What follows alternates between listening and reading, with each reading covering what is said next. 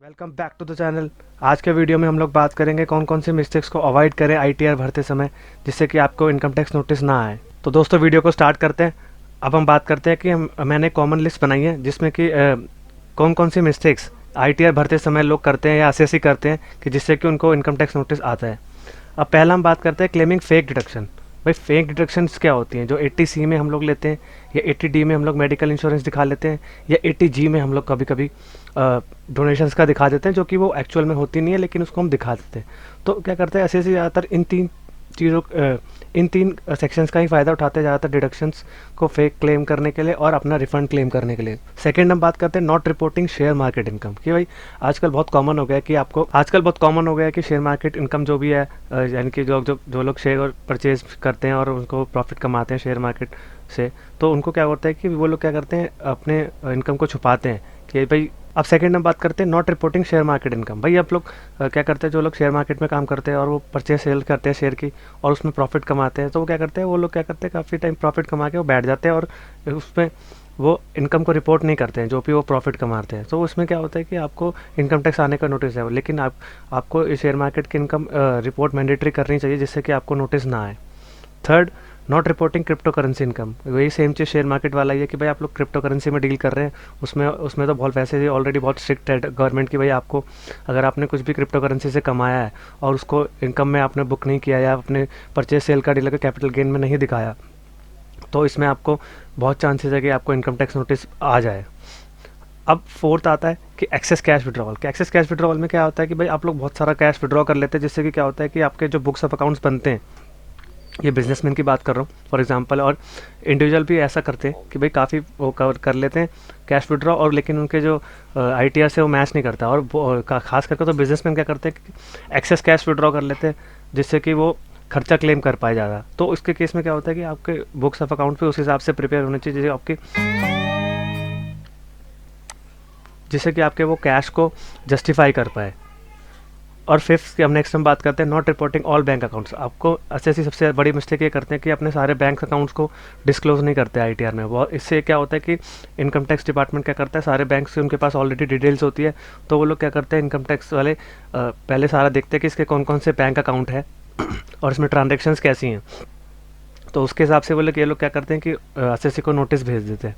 Not reporting correct bank account. आपका खाता कुछ और है या बैंक अकाउंट कुछ और है, रिपोर्ट आप कुछ और कर रहे हैं। तो क्या होता है कि इसके केस में भी बैंक अकाउंट, आपका पैन नंबर ऑलरेडी बैंक से लिंक होता है, तो बैंक वाले ऑलरेडी रिपोर्ट भेजते हैं हर 3 महीने या हर क्वार्टरली में। अगर हाई वैल्यू ट्रांजेक्शन होती है तो फ्रिक्वेंटली भेजते रहते हैं। तो इसके केस में क्या होता है कि अब तो क्या होता है कि आपका प्री वैलिडेट जब तक होगा नहीं तब तक आपका आईटीआर भी फाइल नहीं होगा करंट में। तो इसके केस में भी इनकम टैक्स नोटिस आपको आ सकता है कि भाई आपने अपना करेक्ट बैंक अकाउंट क्यों रिपोर्ट नहीं किया। फिफ्थ वाले केस में भी क्या होता है कि सारे बैंक अकाउंट नोटिस नहीं किया, उसमें ज़्यादा ट्रांजेक्शन हो रखी है, तो उसके केस में भी आपको इनकम टैक्स नोटिस आ सकता है। सेवन्थ हम लोग बात करते हैं ई वेरीफाई इनकम टैक्स रिटर्न। अगर आपने कोई भी इनकम टैक्स रिटर्न वेरीफाई नहीं करी, ई वेरीफाई 30 दिन के अंदर अंदर फाइल करने के, पहले 120 दिन हुआ करता था, अब 30 दिन हो गया है, उसके केस में क्या होगा कि आपको इनकम टैक्स नोटिस आ सकता है। भाई आपकी रिटर्न डिफेक्टिव भी हो सकती है, डिफेक्टिव के केस में आपको नोटिस आएगा, तो उसके केस में आपको रिप्लाई करना पड़ेगा। अब एट्थ हम बात करते हैं ऑप्टिंग फॉर पे लेटर।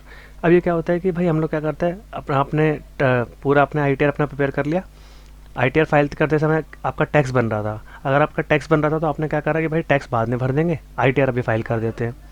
तो क्या करते हैं कि आप ऑप्शन फॉर पे लेटर, आप पे लेटर का ऑप्शन पे क्लिक कर देते हैं जिससे कि आप टैक्स बाद में भरते हैं। लेकिन आपको क्या करना चाहिए, आपको उसी टाइम पे अपना टैक्स पे कर देना चाहिए, क्योंकि अगर पे लेटर का ऑप्शन आप करते हैं क्लिक और आपने टैक्स टाइम दिन नहीं भरा होता, तो क्या होता है डिपार्टमेंट इंटरेस्ट पेनल्टी लगा के आपको ऑर्डर भेजते हैं, जिससे कि आपको इनकम टैक्स नोटिस आता है और आपको ज़्यादा का ज़्यादा इंटरेस्ट और पेनल्टी पे करनी पड़ती है।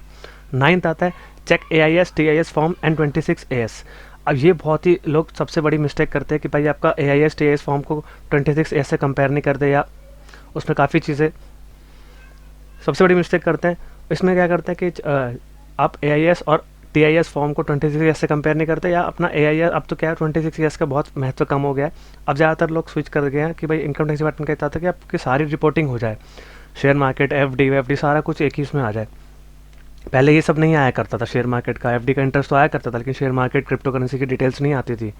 तो इसके केस में क्या होता था कि बहुत इनकम टैक्स डिपार्टमेंट को फाइन करने में बड़ी मुश्किल होती थी। अब AIS TIS से क्या है कि भाई आपको आपकी सारी चीज़ें आ जाएंगी, शेयर मार्केट, पूरा डिविडेंड विविडेंड सारा कुछ आ जाएगा एक ही फॉर्म 26 AIS में, तो इसको ना चेक किए अपना ITR भी भर देते हैं, तो उससे क्या होता है कि इनकम टैक्स नोटिस भी आ सकता है अगर आपने गलत भर दिया, डिटेल्स को देखें।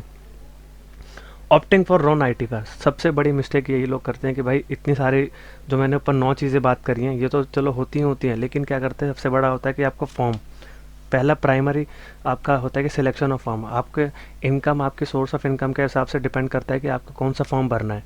सपोज करिए आपका balance sheet profit and loss है, बनाते हैं, इसके केस में आप लोग ITR 3 भरिए कि जिससे कि आपकी सारी details assets liability profit and loss report हो पाए। अगर आप बुक्स ऑफ अकाउंट्स नहीं बनाते तो ITR 4 भर सकते हैं प्रेजेंटिव टैक्सेशन के लिए। सैलरीड एम्प्लॉय है तो ITR 1 भी भर सकते हैं। तो पहला प्राइमरी आपका होना चाहिए कि हमें को सबसे पहला अपना ITR का फॉर्म ही अच्छे से सिलेक्ट करना है, मेरी सोर्स ऑफ इनकम पे डिपेंड करके। वो लोग आप अपना इनकम ऑलरेडी देख के कर सकते हैं, जिससे कि आपको पूरा पता होगा कि मेरी कौन कौन सी इनकम है। तो गाइस यही था एक नोटिस कि भाई एक वीडियो जो कि ITR भरने से पहले आपको सारी चीज़ें देख लेनी है और ये सारी चीज़ें नहीं करनी है जिससे कि आपको इनकम टैक्स नोटिस आए। और इस वीडियो में कुछ भी अच्छा लगा हो तो मेरे चैनल को लाइक, सब्सक्राइब एंड शेयर करिए एंड बेल आइकन भी प्रेस कर दीजिए, जिससे कि मैं ऐसे आपके लिए इन्फॉर्मेटिव वीडियोज़ लेके आता रहूँ और आपको बताता रहूँ कि आपको क्या गलती करनी है, क्या नहीं करनी है, जिससे कि आपको इनकम टैक्स नोटिस ना आए और आप आगे फंसे ना। और गाइस एक इंपॉर्टेंट इन्फॉर्मेशन और है कि नियर फ्यूचर में मैं TDS, income tax, GST, ITR और अकाउंटिंग के कोर्सेज लॉन्च करने जा रहा हूँ, जिससे कि आपको बहुत ही फ़ायदा मिलेगा और ये नॉमिनल प्राइजेस में होंगे। Thank you very much.